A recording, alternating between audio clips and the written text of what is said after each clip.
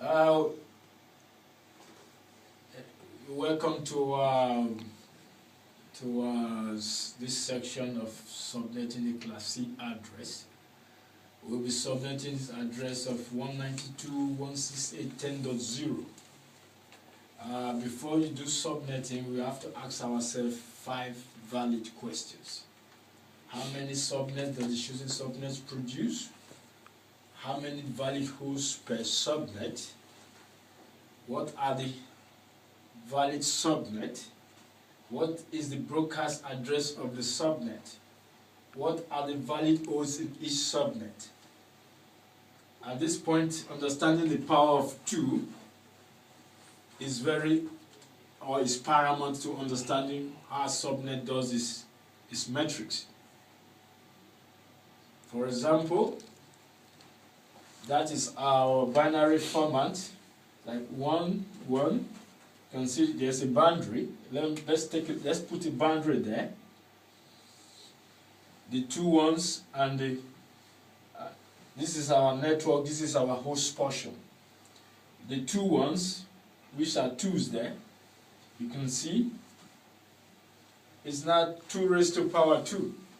2 raised to power x, number of subnets, s is in the number of max bits of the ones.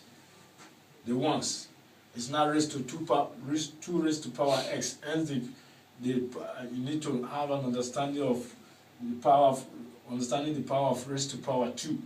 So the x, which is a number of subnets, so we've got 2 ones here. So it's not 2 raised to power 2.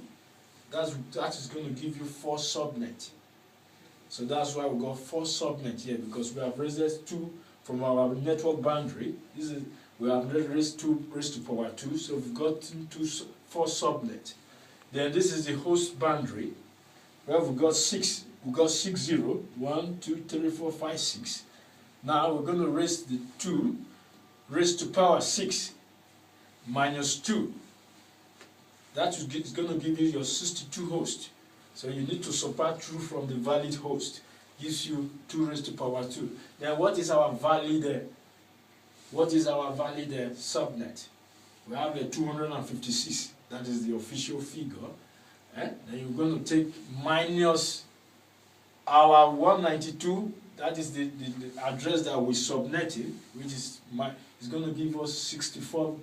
It's going to give you 64 block size to make up the 192. So from our block size, that's how we're going to find our subnet is going to do this. We're going to get our first host, we're going to get our last host, and our broadcast. You can see our first host is 65. You can see our last host is 62 from our block size, and our broadcast address is 63. So that is a good algorithm to show that, for you to understand the basis of what subnetting does.